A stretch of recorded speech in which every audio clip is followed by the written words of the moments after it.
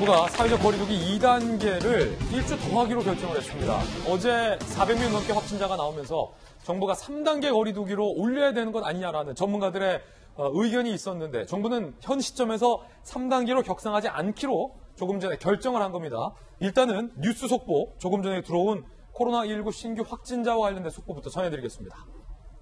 자, 정부가 2단계 거리두기 1주 연장했다라는 결정을 했고요. 음식점, 카페 등 운영시간 제한을 검토 중이다라는 얘기도 지금 들어와 있습니다. 3단계 격상은 마지막 카드다. 확진자 수도 좀 전해드리겠습니다. 371명. 어제 400명이 넘었는데 지금 여전히 400명에 가까운 확진자 수이기 때문에 많다라고 볼 수 있고 국내 발생 359명, 해외 유입은 12명입니다. 서울 146명, 경기 113, 인천 27, 여전히 수도권 중심이고요. 그리고 정부가 파업 중인 의료진들을 현재 법적 조치를 했다는 뉴스 속보도 현재 들어와 있습니다. 업무 개시 명령을 불이행한 전공의 등 10명을 정부가 엄포했던 대로 고발 조치에 들어갔다라는 것도 속보가 들어와 있는데요. 의협 측에서는 이렇게 정부가 강경한 조치를 했을 때는 더 강경한 파업으로 대응하겠다라고 밝힌 바 있어서 정부와 의료진 간의 이 불협화음과 강대강 충돌은 노골화될 것으로 전망이 되고 있습니다. 우려가 되고 있습니다. 자, 꺾이지 않는 확산세, 최다 확진 양상이 계속 오늘도 이어지고 있는 건데 이게 좀 걱정스럽습니다. 자, 어제 441, 오늘 371 여전합니다. 그런데 정부는 거리두기 2단계 조치를 일주일 연장키로 지금 결정을 해서 논란이 되고 있습니다. 부산 일가족 4명이 확진됐고 부산에서 서울발 확진자는 12명을 기록하고 있어요. 광주광역시 같은 경우는 중앙정부와 별개로 사실상 광주는 3단계 조치를 스스로 했습니다. 신규 확진자가 54명 발생을 했고 9월 10일까지 3단계 모든 종교시설, 실내체육, 고위험 다중이용시설 모두 다 운행금지, 집합금지 명령을 광주는 내렸습니다. 3단계 사실상 조치에 들어갔습니다. 김정인 교수님, 고려대 약학대학교의 김정인 교수님 모셨습니다. 김 교수님, 자, 지금 어제 400명, 오늘 300명이 넘고 400명 가까운 수치인데 정부가 조금 전에 파업에 들어간 의료진을 정말로 법적 조치에 들어가면서 고발을 하면서 2단계 거리두기를 연장하겠다. 3단계 격상을 안 했습니다. 자, 어떻게 보십니까? 그래서 지금 가장 문제가 되고 있는 부분이 이제 서울을 비롯한 수도권이고 이제 전국적인 확산이 진행되고 있는 상황이거든요. 특히 서울 같은 지역에서 깜깜이 환자 비율이 최근에 30%를 훨씬 훌쩍 넘었어요. 그러니까 이 얘기는 지금 2단계 조치를 한 2주 가까이 지금 시행을 해오고 있는데 오히려 안정화되는 게 아니라 더 확산이 되는 조짐이 있고요. 전국적인 확산까지 진행이 되고 있거든요.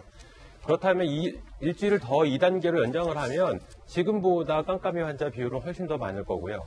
그리고 이러한 상황은 점점 계속 진행이 될 거다 이렇게 보고 있습니다. 그래서 제가 보기에는 지금도 3단계 조치를 이미 시행을 했어야 되는데 다소 늦은 감이 있거든요.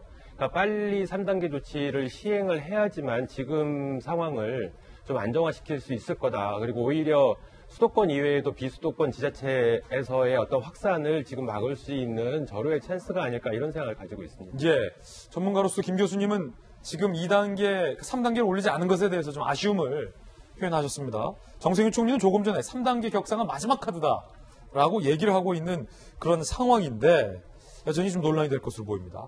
그런데 어제 문재인 대통령이 교계 지도자들과의 만남을 가졌습니다. 그런데 그 앞에서 굉장히 강경한 발언을 했고 교계 지도자도 강경한 발언으로 맞섰습니다. 들어보시죠.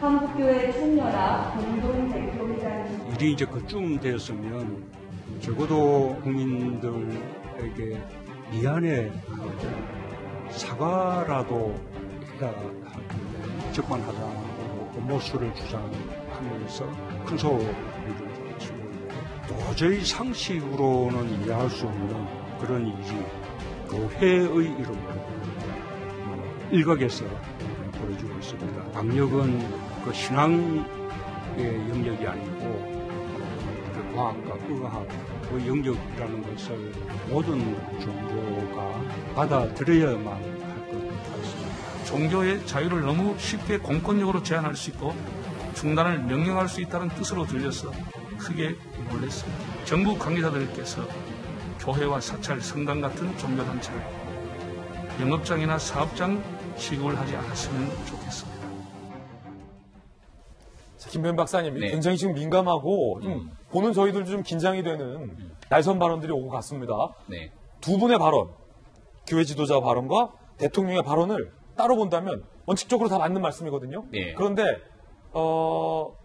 이렇게 날선 기운이 느껴지는 건 뭐 때문일까요?